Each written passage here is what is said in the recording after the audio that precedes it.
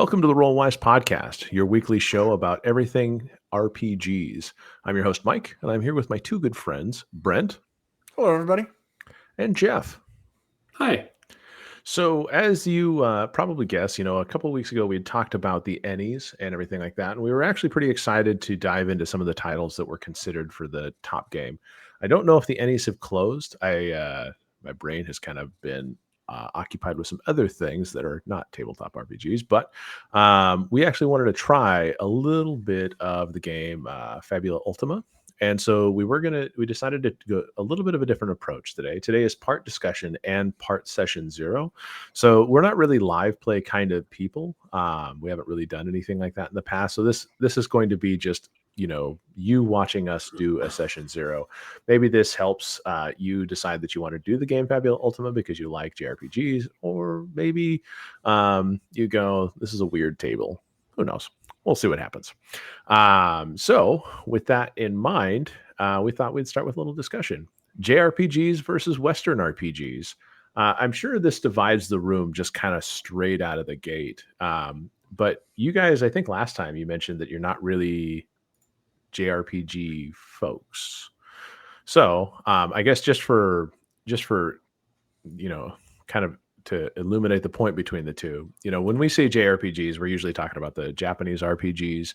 And I think a lot of people have probably played classic JRPGs if they've really been playing if they've been in the video game consoles for long enough. I mean, it's hard not to find people that, who are interested in RPGs and haven't touched a Final Fantasy title, since there are many or something like that. But there's also JRPGs like Persona and stuff like that people pretty well regard.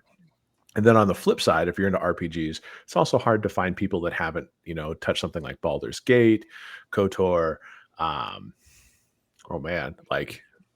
Fallout, any of the newer stuff that's come out, Skyrim, all those kind of games. And especially since Skyrim can be played on pretty much any device ever created, your fridge, your TV, your Switch, whatever. They're just available pretty much any place you want to go. So kind of talking about JRPGs, Brent and Jeff, where do you guys land? Do you guys land in more of the Western RPGs? Where do your favorite RPGs and where do you go from there? I, for one, have certainly played more Western RPGs.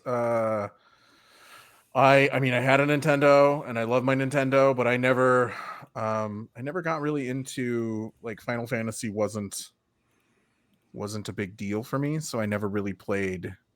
I think I played one Final Fantasy, and I don't remember which one. If that makes sense. Okay. Well, I mean, all the Final Fantasy fan in me died a little bit, but that's okay. Don't remember which one. Yeah, I don't remember which one. So it wasn't that. I have to say, it wasn't that. It didn't speak to me the way that it speaks to other people, I guess. Mm-hmm. That's fine. And Jeff, what about you, man? Where do your loyalties lie? I have played a fair few JRPGs. I just, somewhere along the way, it was like, okay, I get it. There's a similarity to all of them. I guess there's a similarity to all RPGs, with the boss fights and the fighting systems and I just kind of fell off. It didn't help that I currently own an Xbox and don't have a PlayStation, so I couldn't play a Final Fantasy game if I wanted to at this point because Sony's paying them not to put the game on Xbox.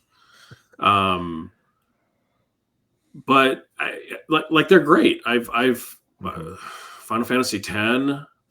I think I had 100 hours into a character when my kids reset the save, and then I think I played it again for another 200 hours. Like, I've played them. I just, I think I'm at a point where I'm like, okay, I get it. I like a little bit more open world, a little less linear.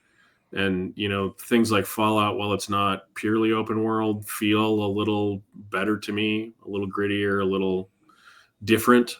And so I kind of like that. Yeah, and just for anybody listening, I can't say that we're experts. I don't think any of us three have studied, JRPGs versus Western RPGs and all of those kind of things. We're mostly just have played them, and experienced the joy that has come from it. But I think if I were to kind of pick out one of the things that shows me the most distinction between JRPGs and Western RPGs, I would probably say, if you're looking at kind of the artwork. I feel like JRPGs feel a little bit more upbeat and positive, and maybe the anime-esque artwork helps that out a lot. They feel a little bit more cartoony, whereas I feel like in a lot of Western RPGs, it does feel like you get even though Skyrim is more fantasy and all that kind of stuff, it definitely felt like a lot grittier, darker, grim, dank, all that kind of stuff. What do you guys think? What would you say is like your number one thing that you notice is the difference between JRPGs and Western? Oh, I think that's a big one. I think just subject matters a little bit. They try to be a little bit darker. I mean, I think there's some pretty dark stuff that happens in some of the JRPG too. But Fair. I think just the play style is different. Like sort of we talked about before the beginning of the stream, like more of the like turn-based combat seems to be a thing and more linear storytelling. I think those are the biggest differences that stand out to me. Yeah. And turn-based combat is always, it's kind of funny because like I think if you go back like way back in time, it feels like if like D&D, at least somewhat tangentially influenced earliest RPGs, whether they were JRPGs or Western RPGs, because you have like hit points, you have your turns, like it's your turn, my turn, your turn, my turn, and all that kind of stuff. And it's interesting how turn-based combat persisted for as long as it has in JRPGs. Like I think there's still like Xenoblade Saga or whatever it was, the newest Xenogears or whatever. I think that's still turn-based. Like you run into random encounters in the world, and then you kind of go to a combat screen, and everybody loves it when you hit combat transition music, right? So Oh yeah, no, you never had to doubt when you were going into combat if you had the sound on. Well, I mean it's like a trope at this point. So like it's something that if you're saying it's a JRPG, like it's an essential part of the game now that it has that kind of feeling to it. Yeah. So that's why it's stuck around, is like it's not a JRPG without that random encounters. Although I do have to say that like sometimes when you play a JRPG, it feels like the random encounters are dialed up way too high. Like take a step. I do remember one of the games that I played. It felt like that, and it was really annoying. It was like every 2 steps, it was like, oh, I'm in a fight that's unrelated to this thing that I'm trying to do. Well, when you're farming for that one particular item that you need to make a potion or a elixir or something, sometimes that comes in handy. That at least it's not one monster that you have to, find randomly in this one location once a day kind of thing. Yeah. And Jeff, what about you? What do you think are your biggest distinction between, like what makes a JRPG versus Western? I would have said the combat. I agree with Brent. A lot of JRPGs tend to be the turn-based combat. I agree with you. The art styles tend to be slicker. I think Western RPGs, at least in my mind, have more notable NPCs that you interact with a little bit differently than you do in a JRPG. Since the JRPG is linear, like I don't know that I need 700 side quests that you get in a lot of Western RPGs, but they do take you to interesting places down rabbit holes and fill out the world a little bit. Those are probably the things that stand out the most to me. And I think the other thing like you said before we started the podcast, self-insertion is big in Western RPGs. Like there's a lot more of you name the character, you play your character versus a story about a character that you're playing in a JRPG. Yeah. Yeah, we were all Cloud Strife, right? We were Final Fantasy. Well, maybe Brent was. He doesn't really remember who he was. He was. I'm pretty sure that's not the one I played, actually. Because you would remember that spiky hair. I would. I know what Cloud looks like, and I know that's not the one that I played. It's hard to forget the big giant swords. Yeah, it is. And he's so blonde. It was very fun. And then and of course, if you remember the original game, when you were running around, you had your little Popeye arms. That was pretty fun. But It was a great game.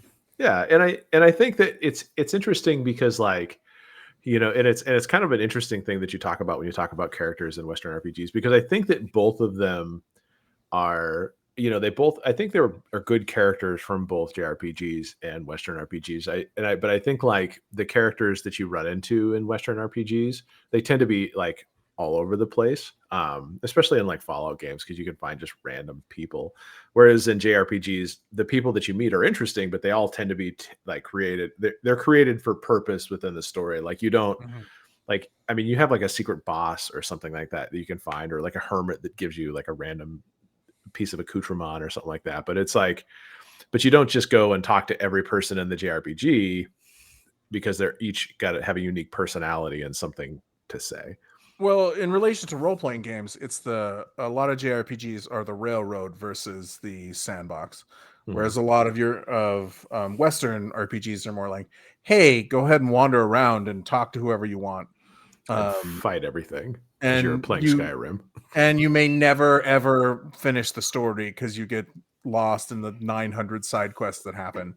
Whereas the JRPG is very much, everything kind of has a purpose, arrowing you into that direction of the story.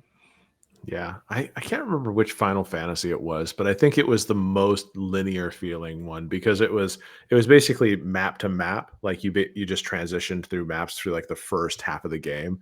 I want to say it was like Final Fantasy 12 or something like that. I don't remember, but it was just one of those ones where I felt like it was the most railroady of them all, because you were being told the story, and you just, like, you went from point A to point B, and even the maps that you were going through were very much like, oh, I accidentally took a right. It ended in 0.5 seconds after taking the right, so I had to go back.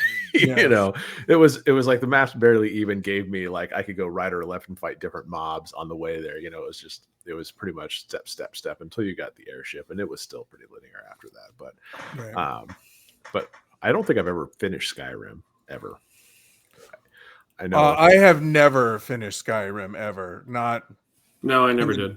In the dozen times I've tried to pick it up and play it again, I would say I probably haven't even done half of the first quest, to be honest. Oh, really? At least, well, at one point, like, it was funny because it's like, it's like, you need to go here. And I was like, phew, like, I went off to the side, and you eventually, like, what I was surprised by is that there was no gating for any of the side quests that you could do. So you didn't really have to, or at least it didn't feel like there was a ton of gating. There might've been some gating or something like that. But like, I don't remember being very far into the game and you're like, oh, I'll go do the Thieves Guild side quests now and go do that business. And all of a sudden, you're like, what was it in Skyrim? You're the Gray Fox or something like that. Like, Dragonborn. No, but I mean, if you went like through the Thieves Guild story, I think you like assumed the mantle of the Gray Fox. Yeah, like, it was something like that. Yeah, I don't know if I ever did that one either.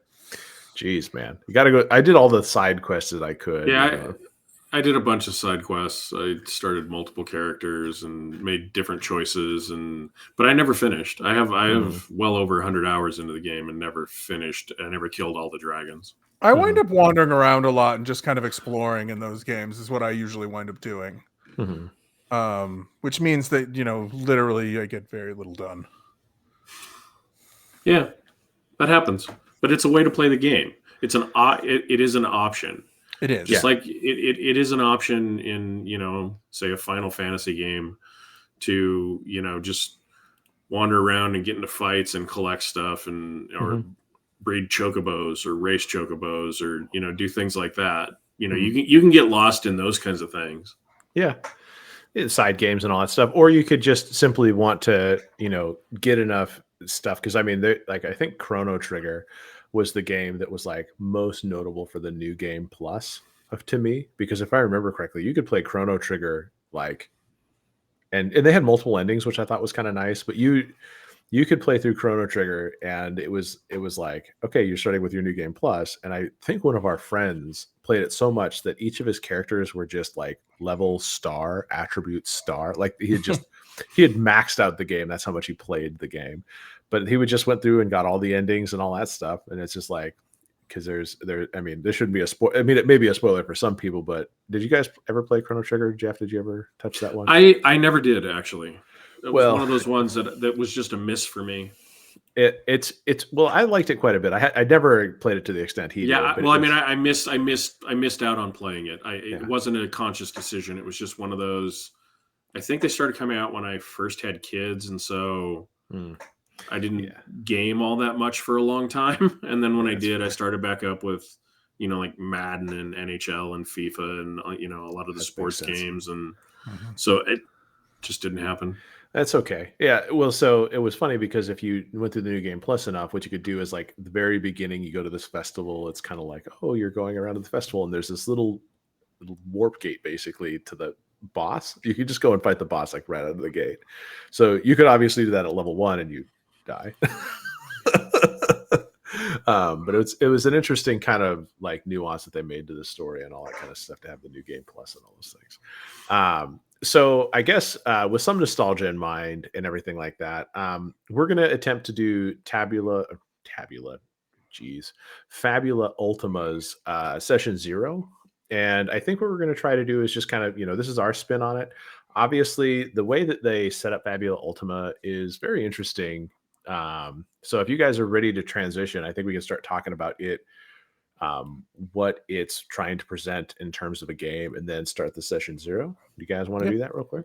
Yeah, let's do it. All right. So let's go ahead and get to, in a first for our recordings, we're going to go ahead and jump into the show phase of the show, because we're going to show you an image because we're fancy. Hey, baby steps. We show our faces. Now we show information. Yeah, I mean, we started pretty low on that rung, and we're going up ever so slightly. So if anybody wants to do work for free or volunteer and do like overlays, be video editors, and make us sound and look better, then if you want to do that for free, you can make the same amount of money we make here. So you can be part of the experience of making nothing. Yeah, you can join in on this volunteer project. So let's move over to it. So Fabula Ultima, the Table Talk JRPG, you can kind of get right out of the gate that the art styles that they've used and everything like that in this are very JRPG like styles of art. Very vibrant colors, very bright anime-esque characters and everything like that. Definitely has a certain vibe that you don't get in the Western-esque games. But I think the first thing we should probably do is say thank you to this person, Emmanuel Galetto, for basically, what did they do? They designed, wrote, and developed the game. So this is definitely a passion project. And one thing I noticed as I was reading this is that I did feel like there was a lot of stuff that was basically like it definitely felt like a passion project, one could say. So I think that's pretty neat that that they spent the time capturing the essence of JRPGs and really putting it to paper, which in ways that I don't think that anybody else had done up till this point, because I don't think I've actually seen a good JRPG up until now. I can't really think of one. Yeah, or at least, like I said, one that is, that captured the essence as much as they did in this one. So, so I think the first thing that we want to talk about is that that there are 8 pillars that he talks about in the game, and I think I'm just going to show these a little bit, and then kind of like give you an idea as to what this is really talking about. Is that when he's got this section in its introduction to really kind of get you in the mindset and the mood for the different types of things that you should expect when playing a JRPG. And I only wanted to show this page just so you could get an idea as to what what he's trying to convey as to what makes his game, like how you can get into his mindset and play the game and everything like that. Now that I thought about it, I didn't actually check to see if that was a guy or a girl. Oh. Manuel Galetto. Hopefully a guy, maybe a girl. Who knows? I'm sure they're a wonderful person. Yeah, and, definitely wonderful people. And a talented creator. Exactly. And we mean no offense if we made offense. Yep. So we'll go ahead and look and see if there's a let's see if there's a picture or something like that. Well, you shouldn't assume gender just from a picture either. Nope. Well, I just went over to their Instagram. He, she, they. Okay. Well, moving on. All right. So we can say what we need to. So the 8 pillars. I thought this was neat because it kind of gives you a framework to work in. Ancient ruins and harsh lands. The world is a dangerous place. And it kind of says it kind of gives you the idea that this is, the world is historied, right? You don't want to just kind of have a flat cross section of the world and basically say, oh, we're only looking at the world at this point in time. There's a long history that goes, far into the past, aeons past, possibly, depending on the type of world you want to create. And so these provide the ruins and the types of places that you want to explore and go adventure in. The world in peril. I like that one because it is the idea behind it is that the world is not utopian. You don't want to have like a utopian society.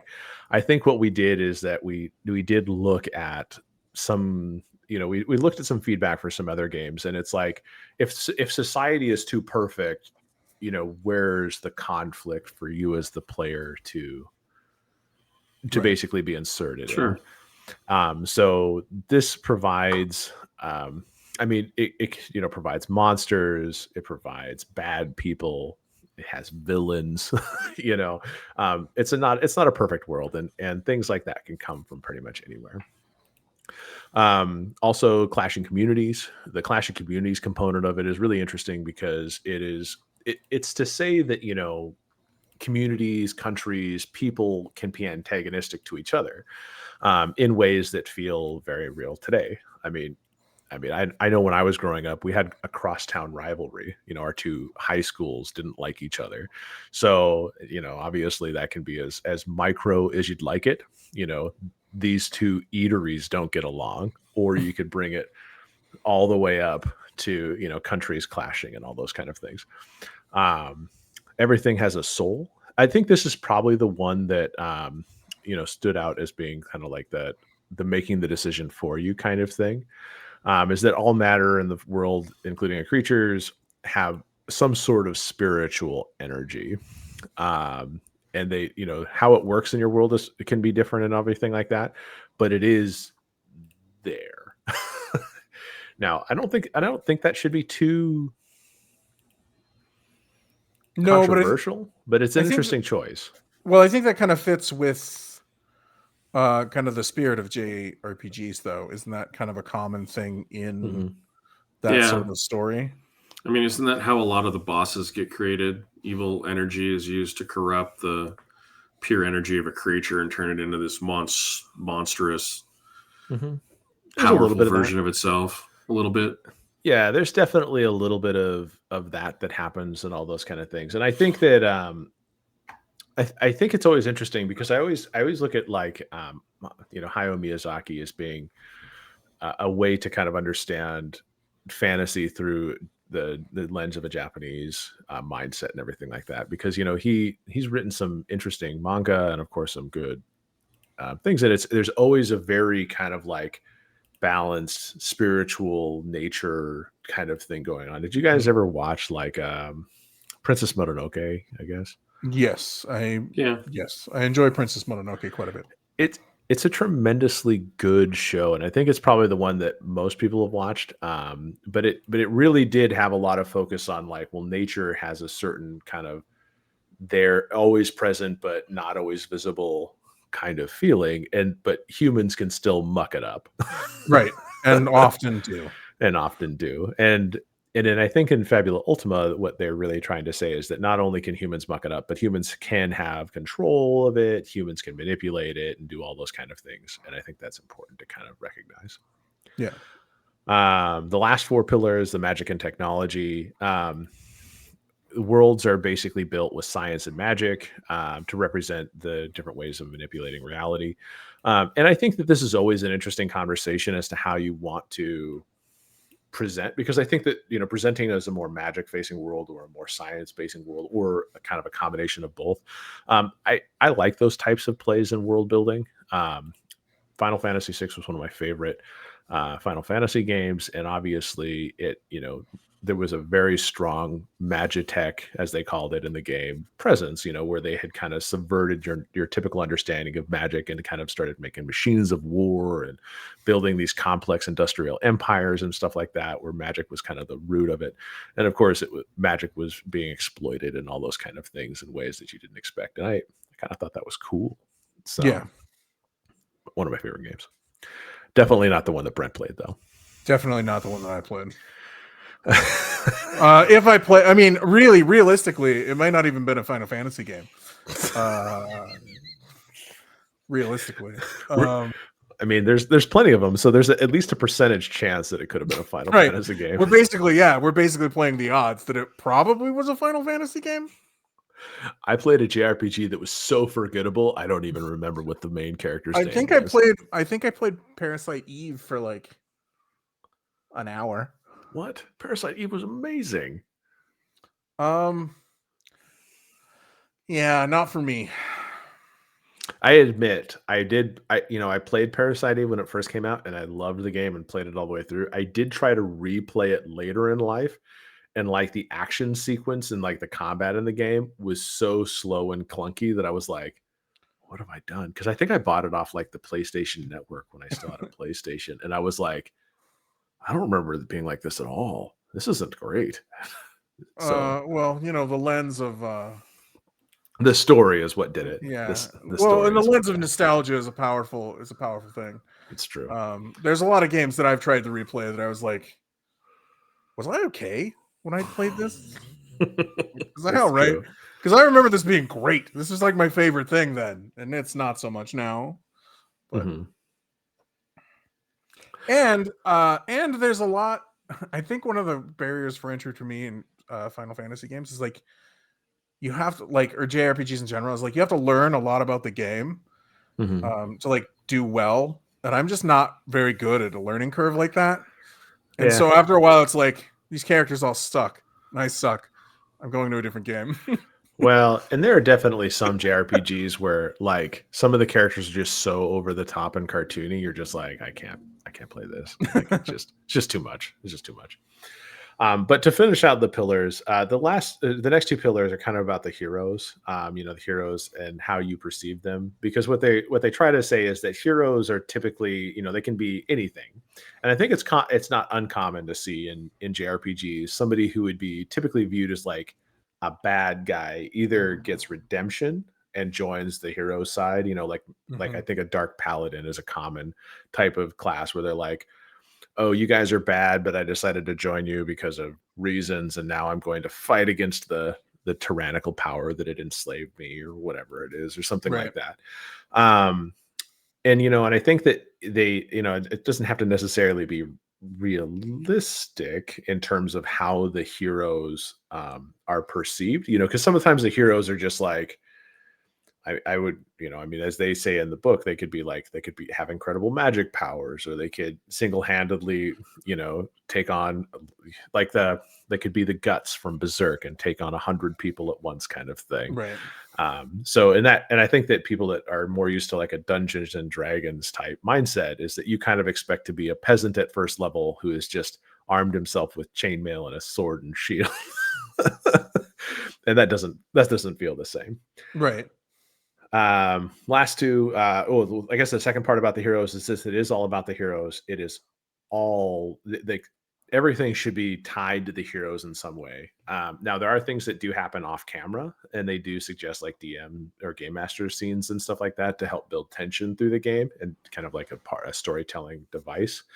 But really, everything that's happening is tied to the heroes in some way. So there is that I am the main character component to this. Like the world of Fabula Ultima does in some way revolve around your character's actions and how it influences the world, which is Right.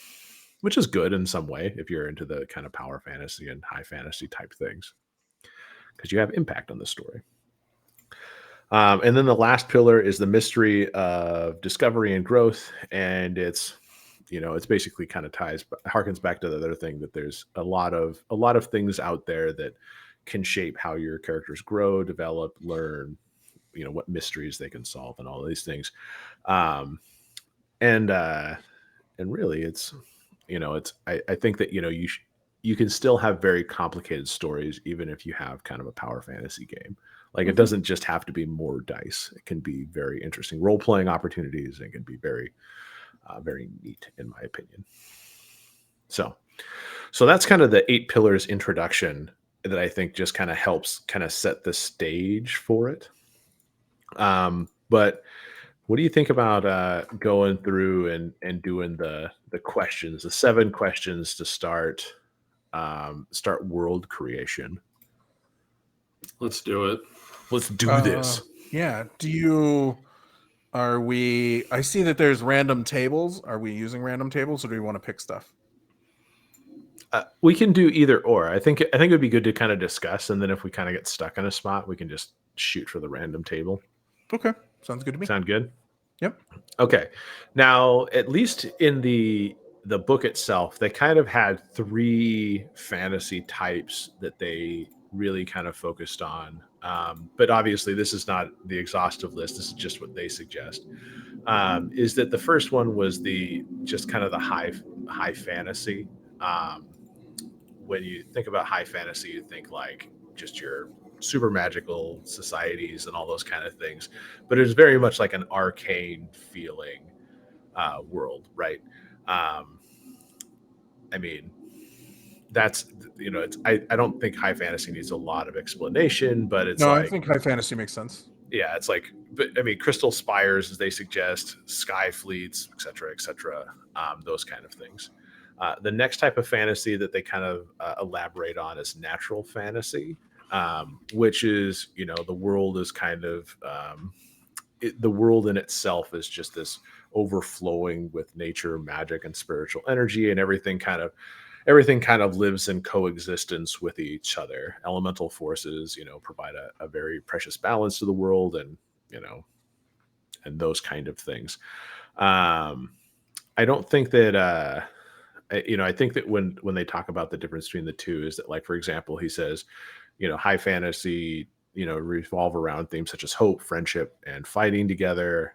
Natural is going to be community, harmony with nature and beasts, and tragedies that affect nature in itself, those types of things. And then the last type of fantasy that they present is the techno fantasy, which is kind of the magitech world, kind of a blending of science and magic to create a little bit of a darker game, more serious in tone, and revolves around like kind of the exploitation of natural resource, unchecked scientific experimentation, and abuse of power, and those types of things.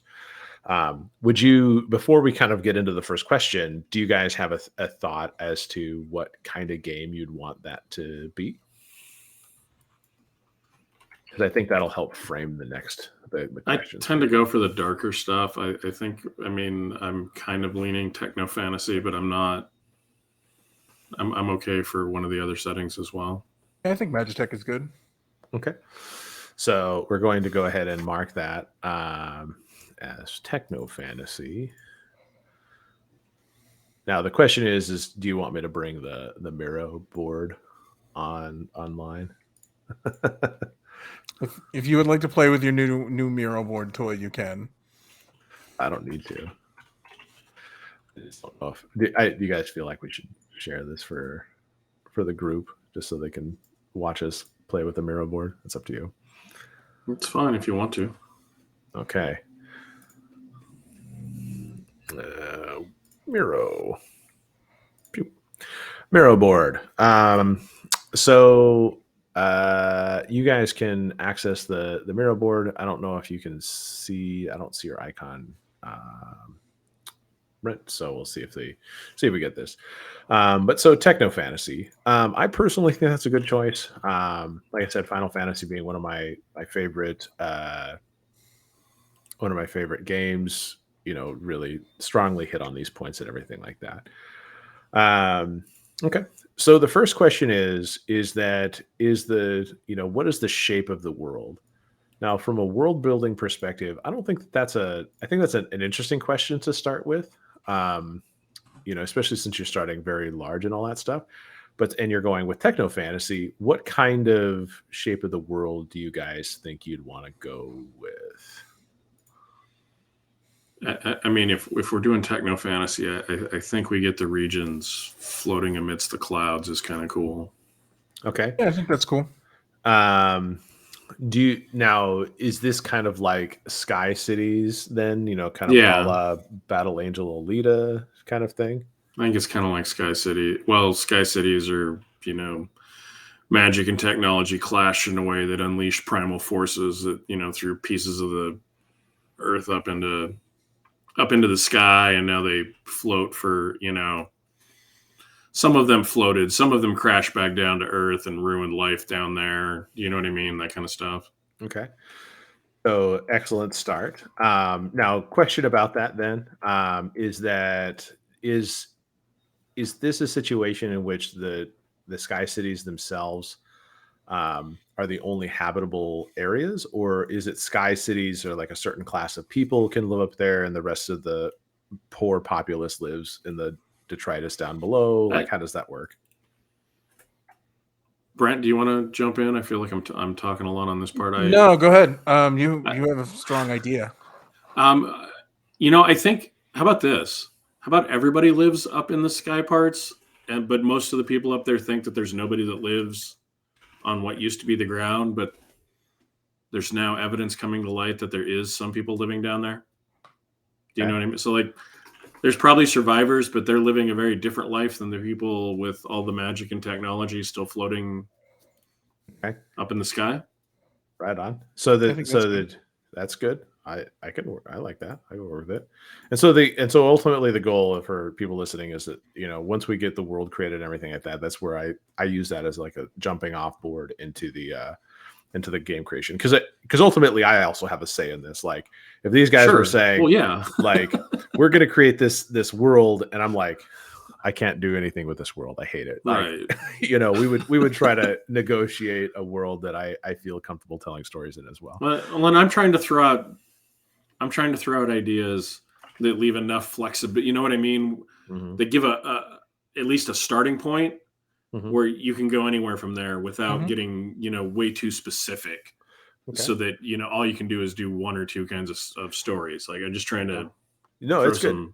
See what sticks. So now, like we always do. This is pretty much how we do every game. So yeah. So here's more questions. So question about this as well is that now, in terms of the pieces of floating, the parts of the world that are floating and everything like that, do you guys kind of imagine this being a situation in which the floating pieces actually kind of like would be more viewable like ships? Like, they kind of just float in the atmosphere and kind of go along like following the wind currents and are subject to changes in weather and all that stuff? Good question. Or are they kind of static and, like kind of when you, and they kind of, and you go like, okay, well, now we've reached the land of, X, and this is, and the X can always be found because it's right above Lake Y kind of thing. In my head, I kind of thought that they were static or relatively positioned to make navigation easier, but I don't know. I'm kind of liking the whole, I don't know how you navigate though if everything's drifting. It's a lot of complex math, man.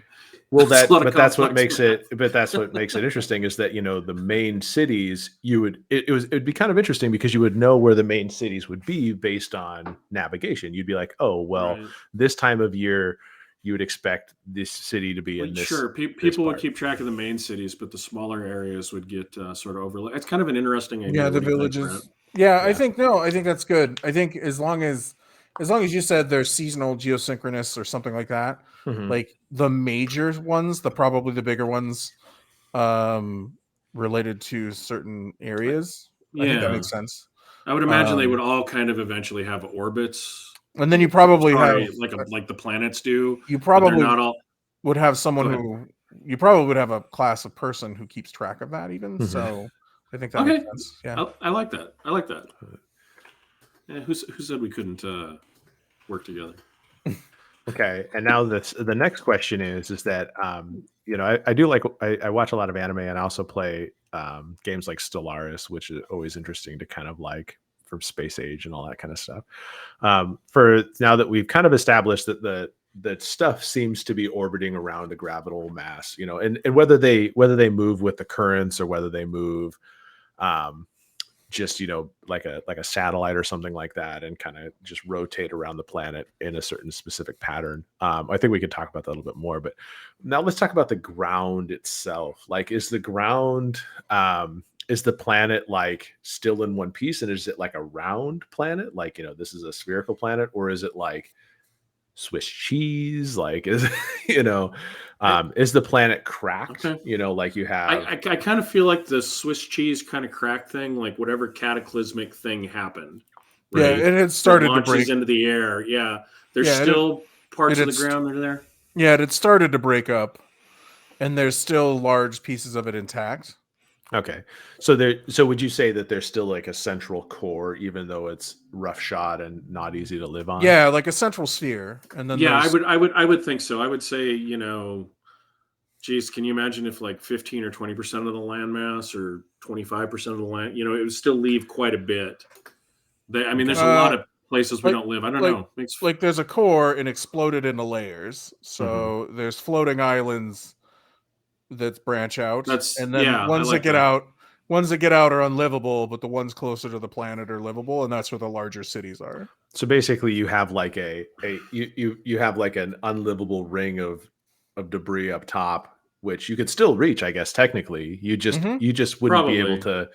to. One could even say that some of those have abandoned cities or Yeah, and maybe you can archaeological Sure. stuff. reach them if you have like the proper equipment and stuff. Mhm. Maybe. Right. Yeah. I would imagine they're also smaller because they're something being held, like by gravity further away from the core Mhm. would have to be smaller, or its own gravity would eventually affect the orbit and cast it off if it was heavy enough, Sure. kind of thing. And or it But would yeah, come there's stuff crashing up there. back down, and I'm sure that's Or sure, that's its also own problem. yeah, if you it's know. too small, it comes down. If it's too heavy, it goes out.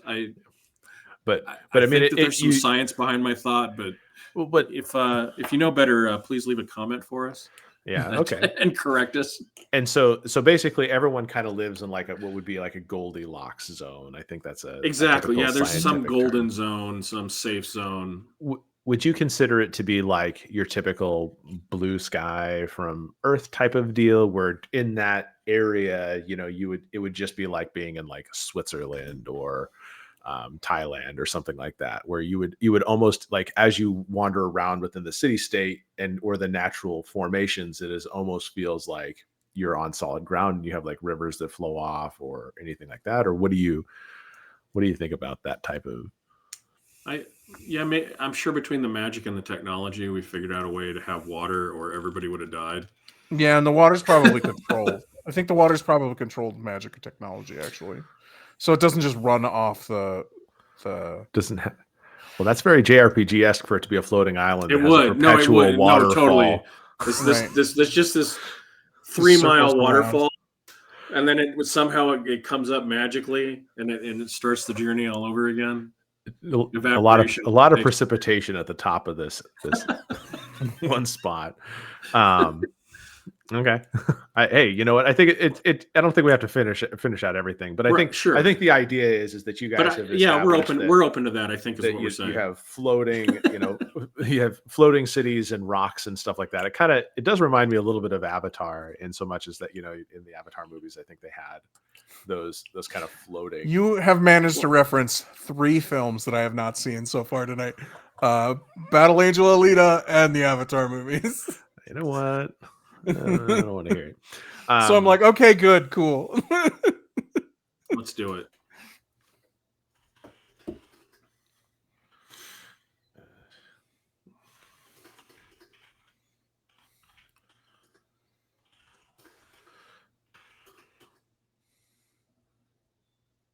what would we call? Do you guys have a name that you would want to call these floating islands? Something. Well, I mean, they probably each have a city name. Well, but just in general, like, would you? I mean, we could probably come up with something later, but I think that it's like detritus. That doesn't sound very. That fun. doesn't sound. Yeah, that sounds. That's what you that would sounds call. negative. That was what you would call the stuff with the high atmosphere. They're probably just called islands. Yeah, they could be islands. Islands would be a good choice. Okay. All right. Or oases or sanctuaries, something like that. Those would work as well, because it is kind of the place everybody wound up congregating, right, on the bigger ones in the livable zones. Okay. Places of safety. All right. That's interesting wordplay. I really like Oasis. I'm not opposed to Island. I think Oasis is good. I think that's better. But Oasis is kind of good because it's like this provider of life and otherwise harsh and difficult to live in, right? Geography. Right. Would you call them like oases? Is that what it turns into? I think that is the plural, yes. But Brent, can you Google that? I think it's oases. I am actually plural oases or oases. I think you can just say oases. It's fine. I'm gonna go with oases from here on out. I think you added an extra syllable in there. Yeah, it's oasis. Oases. I don't want to hear it, honestly. It is what it is. Okay. And so I think they're your words. So. I think that we've come up with a pretty good thought of how the world and everything like that goes. So I mean, the next step is that basically you would typically do you would have like a map sheet and you would do like a rough drawing. I mean, since the rough drawing is effectively a square, or not square, an exploded circle. An exploded circle. I mean, I can't really do that in here that I'm aware of. But it would just be, you'd have your planet and then you'd have your various little, islands that you could come in through here and just. I think I just fucking made a Death Star. Whoops. You did. Okay, let's see. We kill the whole planet with. And then I just put some lines. What are the lines here? No. What are you doing? What are you drawing? Drawing a Death Star. I think if I just you're drawing a smiley face, a little bit bigger. I am not looking at Miro, so. You are making a smiley face Death Star. But I think this is probably smaller. I don't know what I just made. It's definitely a weird smiley face. A frowny face. What do you mean unhappy smaller? Gentleman. I think the core is smaller. Well, I'm just saying like end of the it. atmosphere, and then there would be a smaller core, like, in the middle. Right. I'll try and draw something. I'll see if I can draw something. Okay. But then you'd have I think there's some reference art for parts of it, Brent. I mean, this isn't a wholly original idea, right? I'm not pretending. Yeah, it won't be a great drawing, but it'll be a drawing, and it won't. It'll be better than if I drew it, and it won't look like a rocket ship. I promise. But rocket ships are great. You're going to have lots of rocket ships on all of the on all the oases. Yeah, they'll have a central rocket ship shape. It's a tower. Okay. But yeah, so I mean, you have your core in the middle, and then you just have oases that you I'm just decide saying how many. Right, I and disagree. then your detritus belt is above the oases. Yeah. Mhm. I just kind of disagree with your artistic vision. Is all I'm saying. Oh, I'm using just circles to create this artistic vision. I would like the judgment to be reserved for when I get a piece of paper out. So you have a circle, and then you have inverse triangles, right, with the flat part up and the point down, pointing back at the circle, right? Those are your different sized ones, are the different oases, right? Because it got ripped out of the earth, so it's going to come up in a kind of a cone triangle shape. All three of us now have to draw this because we all have a different like vision of what this is. Okay. We have Mike's is all circles. I'm working with what I got. I'm shaking what my mama gave me. And triangles. If you put the triangle closer to the sun, it'll look like a 2-year-old drew a sun. Why would you insult 2-year-olds like that?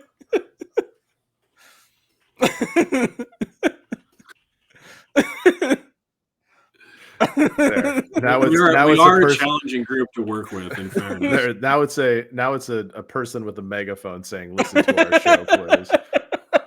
Named Core. His name is Core. Okay, moving on. Core says, "Listen to our show." You assholes. Okay. I remembered step 1. Yeah, that's good. That's good. So let's move on and let's go to the what is the type here? Let's make a squiggly one. Let's go here. And let's say what is the role of magic and technology? It does everything. Okay. Can you elaborate a little bit more on I guess are the islands or the oases, are they oases are they held aloft by magic or is it technology? I think it's some weird combination that they can't fully figure out, or I don't know, maybe some are magic, some are technology. So I kind of envision a conflict between religions, maybe, or I think the magic and technology groups blaming each other. Here I have 4 ideas. All right. One big oasis has some sort of god figure on it, a divine figure that says he's the reason why, and he may or may not be. One is technology, a technocratic state that uses some sort of technology to keep it afloat. One has like a council of wizards that is pure magic that keeps it afloat. And I don't know, one uses necromantic magic and the sacrifices of population to keep it afloat. Well, speaking of dark, holy shit. I'm just kidding. I'm okay with it.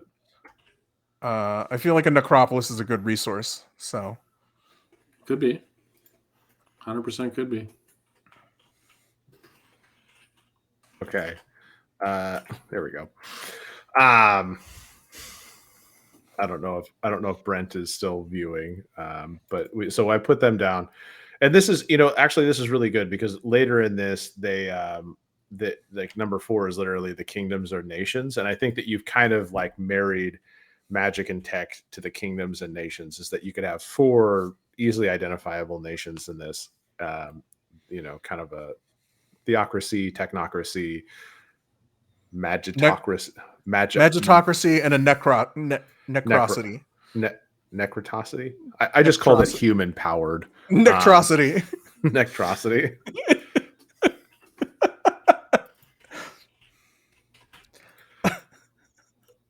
All right. Necro really City. Necro City is. It almost works. It works on 3 different levels. It works on the state level. It works on the Necro City level, and it works on the atrocity level. No, that's true.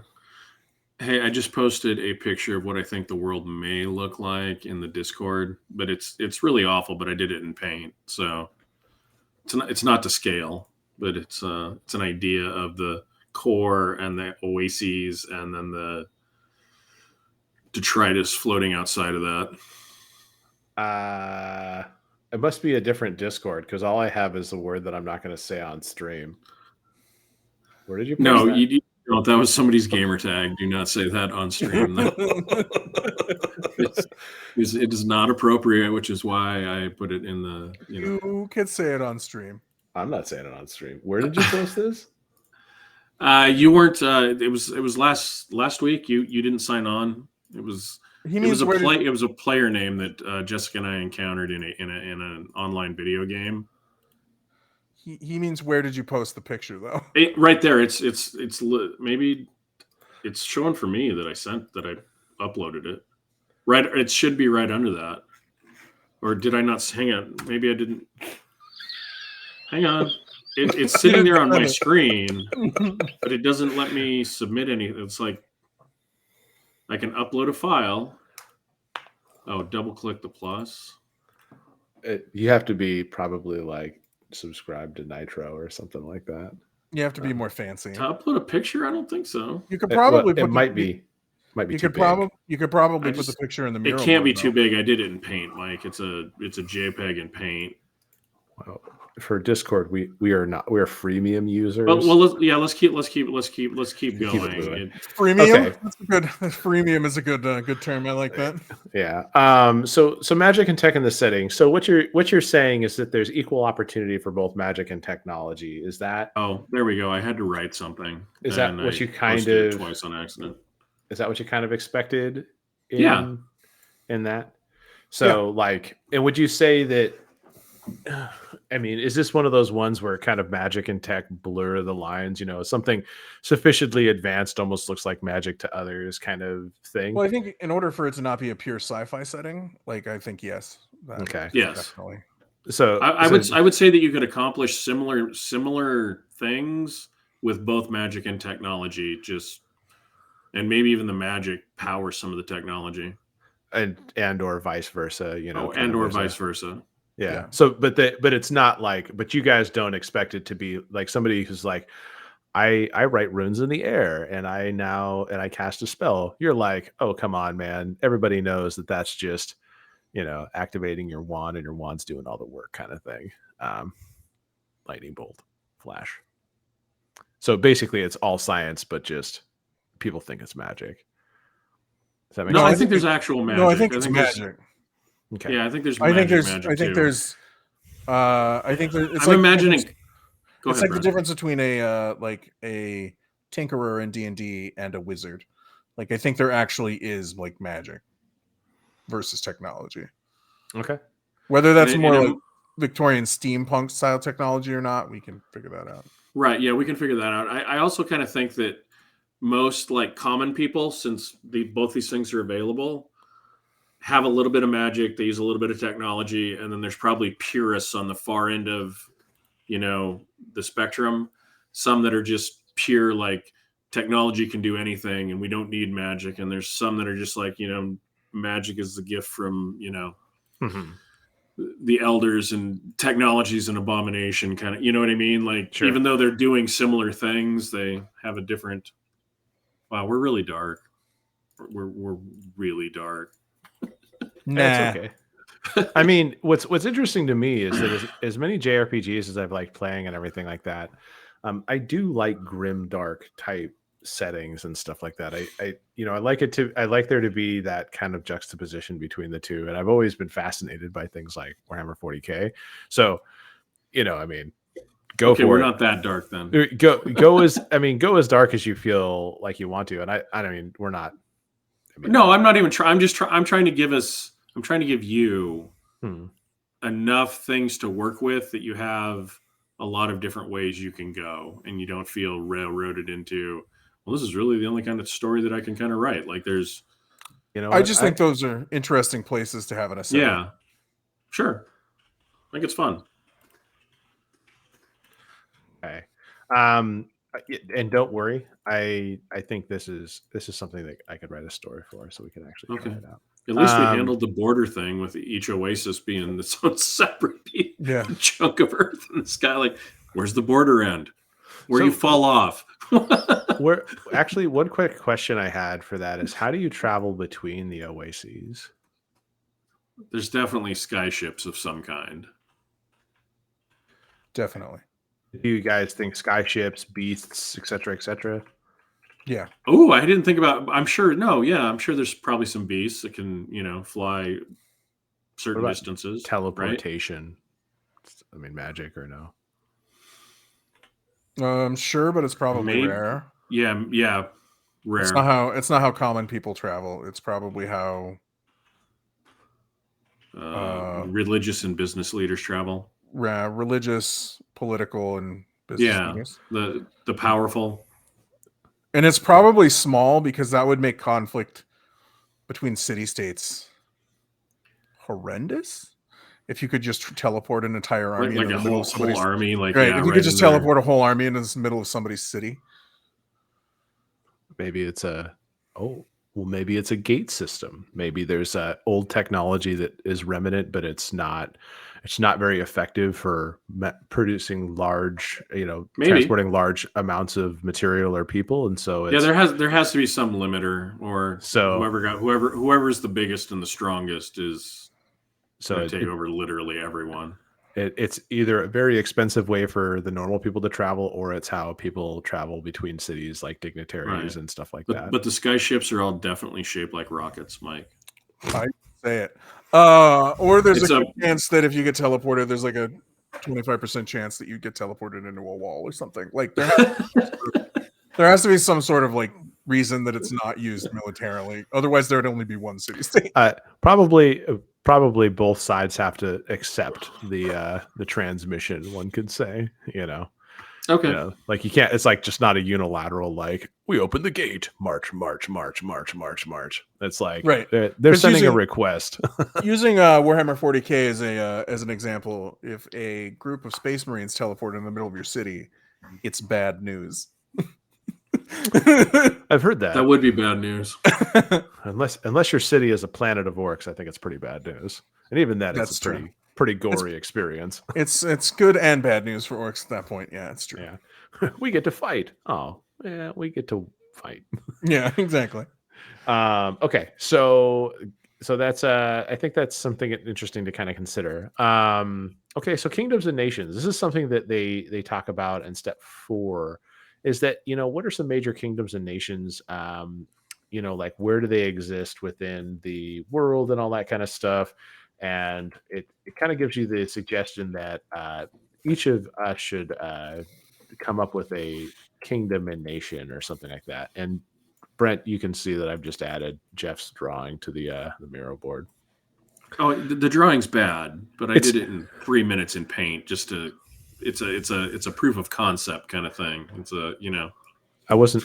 I made zero judgments. I just told Brent that I put it in there.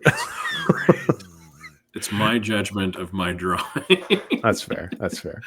It is what I was envisioning, at least. I mean, I think you get the idea. So yeah, there's actually. I mean, if I was, I don't know if I'm afraid of copyright stuff, but there's a scene from an anime that I liked that I think has a planet that I'll share with you, Jeff. That I think kind of gives you an idea as to what could be okay. a portion of it that it. Yeah, I didn't want to post any like pictures Legit of artwork. I don't want to So use somebody else's stuff without their permission. Yeah, so we've kind of already thought of like at least 4 city states. Okay. So do you think? Do you have names, Brent? Do you have names? No. Theocratia. Oh, Technologica. Technologica. Yeah, that's great. Let's go that way. Let's see. The Conclave. Koga, Sepro, Tauren, and Acheron. Those at least sound like place names. That's because they're in the book. Oh, is that from the chart? The table? Jeez, he's taking straight from the chart. Do it. Yeah. No, Brent picked 4. Let's do it. Yeah. Okay. So what were the 4 you picked? Acheron. So Acheron will be Necro City. Okay. And you have which other ones? Koga would be the Techno City. That Koga or Koga? Koga. Oh, kind of like the Koga Ninjas. Okay. Yep. Zepro would be the Magic City. Zepro. and What was the last one that I said? Divine City was. Let's go with. Since I don't remember what I said. Regalia. Tauren? The 2 on the nose. Oh no, it was Tauren. It was Tauren. Tauren. It was. That is what you said. I couldn't remember until you said it again. Consistency. My brain works. Yay! Woo! Let's go. It feels like a small victory every day of my life.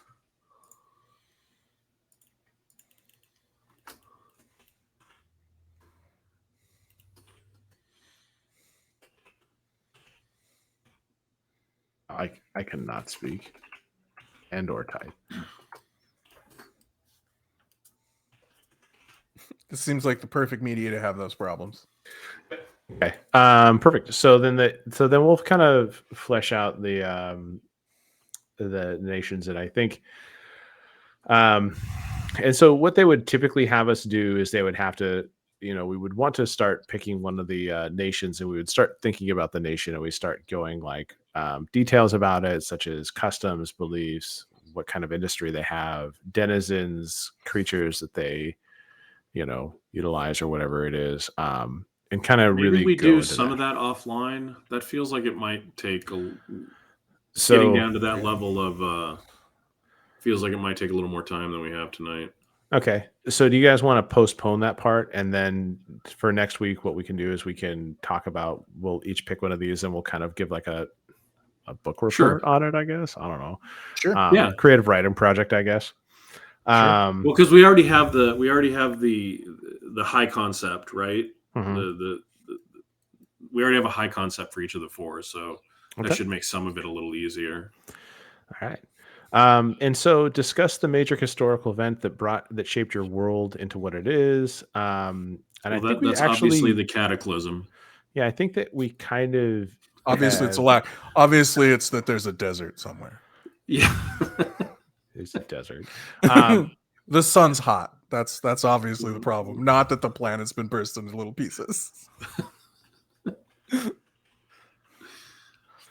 So besides the cataclysm, do you guys have any other historical events that you would think would be important for telling a story that are more recent? That everything before the cataclysm, then all of the history before the cataclysm was erased. So no. Okay. How about post cataclysm? There has to be something, right? Like, I would imagine that after that cataclysm, everybody went into survival mode, and there was a certain period of time where like everybody was getting along and helping each other, and then everybody gets life and stuff going back to some sort of a status quo, and then you start looking at conquest and division again. I kind of said that as a bullshit reason as to not write anymore about it, but Okay. I think what I would say is that the city states immediately kind of took power, probably, and so what they say is history is history. Them being the larger city states, and then they probably incorporated smaller oases around them. So, historical events, since Brent, you came up with the 4 main city states. When did the divine being ascend? Has he always been there? Is it like a new thing? Like, I assume that when their chunk of the earth rose from the apparently exploding core of the planet, he said the reason that it was all still whole was because of him. Whether he's divine or not is questionable, maybe. Okay, well, his name is now going to be the Ascended One. Okay, that's what he goes by. Did you read the Godlike comics? Did you read those? Or no, yeah. Super God comics, with like the mushroom guy and I see it kind of like he's probably like one of those type of gods. Like maybe he was grown in a lab or something.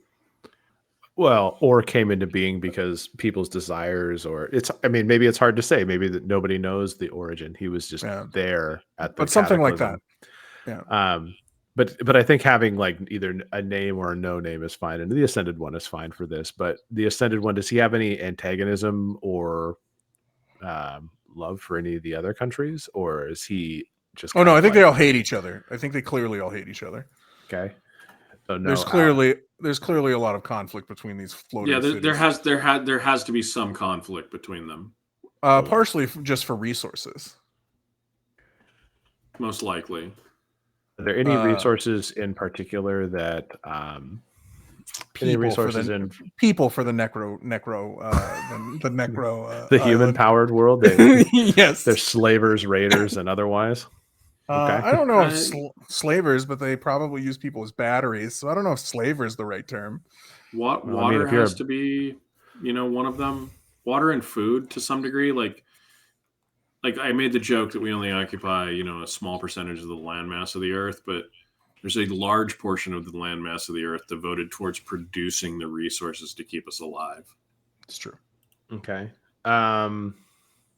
Any recent events that you can think of that would be something that are around resources? Like, have any of the countries made major overtures towards taking other countries' resources, or have they been strained because they can't share them? Or I would imagine that maybe somebody's figuring out how to go back down to the planet itself and try to grow, and that would create an imbalance if they're successful, right? They get a food surplus they can hold over everybody else. But then if they encounter some sort of a blight or insect, problem, something that kills crops, then they go from being, hey, we have all the power to, hey, nobody's getting eat now. We were. Okay, so just to kind of put this into, just throwing spitballing. So I'm taking your spitball, I'm putting it all together. Okay. I'm gonna and he's putting it in his mouth. So I'm just gonna Ew. That's gross. But no, so how about this? How about Zepro is, since they're the technological nation and everything like that, and doesn't necessarily focus on nature, spirits, magic, and everything like that, has had an ambitious initiative to grow food in what they call core farms. And this is where they take they take super fertile volcanic like areas, and they basically drop like a farming installation on it, kind of all RTS style. And these farms are starting to produce favorable results in ways that allow Zepro to make sure their people are fed, improve their economy, and gain a tactical advantage over the other three kingdoms. Okay, that's a good one. Does that sound like what you were saying, but more words? Yeah, I think that sounds good. No, it's more words, but it's a tighter idea too. Yeah, it's fleshed out. It's better fleshed out. So just from this, are we saying that Zepro might be the better of the city-states? Well, at least currently, based on the historical information you provided me, Zepro has taken a foot. It's imbalanced because Zepro is imbalanced. That could be the way I would look at it. Okay. But I mean, I guess, and this, we can talk about this in the culture of the cities, I guess, but Zepro sounds like it cares about its people. If it's growing farms, it cares more about its people than, say, one of the other states that might just be looking for weapons or. Well, maybe they're just doing it to generate more revenue because they know that everybody else is resource challenged, and so they're like, "Hey, would you like some food?" I would argue that the more food there is, the more resource-rich the necropolis feels. Maybe. The human-powered. Okay. And so I think this is an opportunity for you guys to kind of, if you have any other historical events you'd think about between now and next week, that would be something that we could add. Okay. What else? So we also have... what are the great enigmas and mysteries of the world?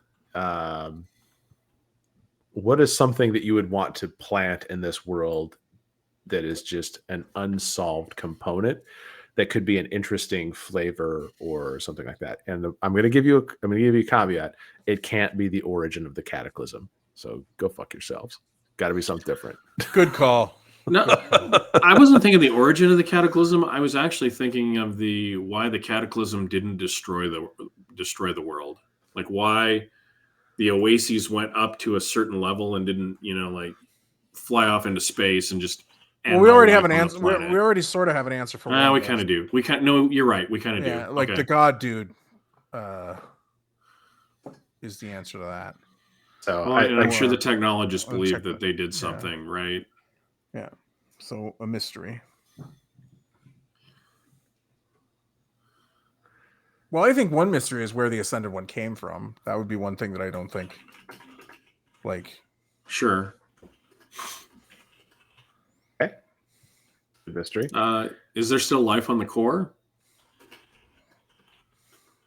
We kind of talked about that way back at the beginning. Okay. Is there still life on the core? Where did the Ascended One come from? And what is the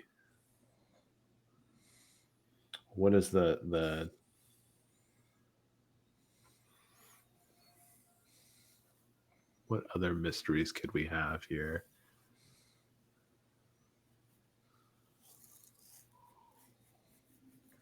Yeah, I think it's your turn. I think it got to me really fast, and I was like, I wasn't prepared for it. It's like, wow, that's I was expecting some more discussion.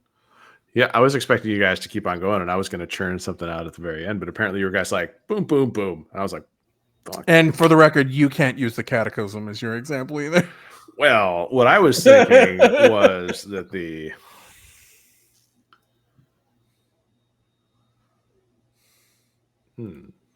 legends, enigmas. Oh, I was thinking that in the how do the Necro City turn people to food or energy? Energy. They're using them as batteries. I don't know that we want to, touch on baby farms or things like that. But they're definitely tapping the life force to get energy or something. Exactly. How exactly are they the most chaotic evil of all the different cities? How about this? If You're just misunderstood. If all the history was lost when the cataclysm happened, is one of the great mysteries then what was life like before the cataclysm? Oh, that's a good one.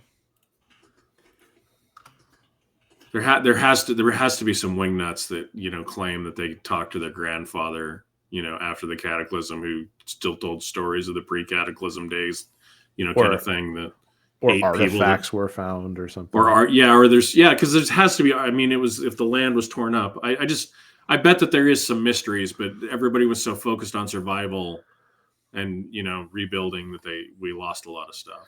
What was life like before the cataclysm, and why did they revere grass so much? They seem to have pathways going through grassy sections. Yeah, well, yeah. When your landmass is cut down, there's no green space. There just isn't time for green space when you got 1 million people living in this. I just think the technological place probably has a lot of things spilled out of plastic. Yeah, I'm picturing the like the Ready Player One place, like in Ohio, where what's his face lived. The stacks, isn't that what they called them? Something like that. The stacks. Yeah, I think you're right. Just like container houses just built on top of each other, just trying to maximize space. Mm-hmm. Okay. So the last one is, what terrible threats cast a shadow over your world? It sounds like we have a few. I think we kind of have a few in the beginning stages. We actually have a lot. We have the Acheronians, we have the religious weirdos, we have a fairly inhospitable living planet that we're living on. Yeah. So I don't think we need to elaborate a little bit more. I think we have enough threats to kind of like the food shortage creates a Logan's Run kind of situation where, like, hey, you're 28. Thanks for your life and your contributions. Oh man, that's a beautiful thought for Techno City. Now we're sending you to the necromancer. There's the peace treaty right there. There's the peace treaty. Oh my Everybody- god! everybody I can't believe o- I just did that. Everybody over 35 gets on a little ship. Logan's Run was very and formative for sails me towards- when I was young. Oh, I love Logan's Run. Logan's Run is one of my favorites. So everybody you're gets wondering on. why. Everybody at 35 gets on a boat and sails towards Akron and goes to paradise. Paradise. You're all going to paradise. Yay! Now that's what they use their teleporter for. They're like, and go through the gates to the ascension. It'll There be you great. go. Yeah. You will be going through the rebirthing process Oh, to the promised land. It's called Carousel. Thank you. Yeah, I love Logan's Run. Logan's Run was one of my the first science fiction movies I watched with my dad. It was fantastic. That was one of the first ones I ever watched. I'm pretty sure I watched it alone. Like, I'm pretty sure it warped my mind just a little bit. Okay. There's some big concepts in that movie. There are, yeah. So so I guess that's actually the end of the first part of session 0. Now the next part we'll be doing is group creation and character creation next week. Okay. So I think that'll be really good. But I think honestly that was fun. Like, I enjoyed talking about that and kind of getting the creative juices going and all of those kind of things. The trick being is, how do you get the momentum to stay after the session 0 and all that kind of stuff going? I think you're right. I think the challenge isn't so much keeping the momentum going, it's making it not too big to feel like you can't play in the world, I think, is one thing that I could see happening. Because I know I've done that in world building before, where it's like, oh, I've thought this out way too much. I can't put characters in this place. That's what I worry about. But I will say that it is kind of the questions are interesting enough to really engage you. Like I said before, one of my concerns is, like, if I'm not running a game, sometimes I don't really want to be involved in building the world that the game is in. But this managed to pull me in quite a bit. So yeah. So shout out to the game designer, Emmanuel Galetto. I hope I'm saying that absolutely correctly, and if I'm not, I apologize. Please let me know, and I will do better. And then, of course, obviously, we appreciate everybody that's listened to this point in the podcast. Eventually, we may do a live show at some point. I don't know when that will be. We try to do live. We're still technologically challenged, but we are doing our best. We just hope that you enjoyed what you saw today. And that's pretty much this week. So, Jeff, do you want to tell people how they can find us? In places other than X. If you'd like to get a hold of us on Twitter, YouTube, Facebook, or Threads, it is @Rollwise. If you would like to email us, it is rollwiseguys@gmail.com. Okay. Thank you. My turn. And Brent, hit it. And as always, thank you for joining us. As Mike said, we appreciate every single one of you. And please feel free to leave us a comment. We read them all. It's been easy so far, so go ahead and make that more difficult. Get out there, make some worlds, play some games, and as always, roll well and roll wise. And thank you, guys. All right. Peace. See you later.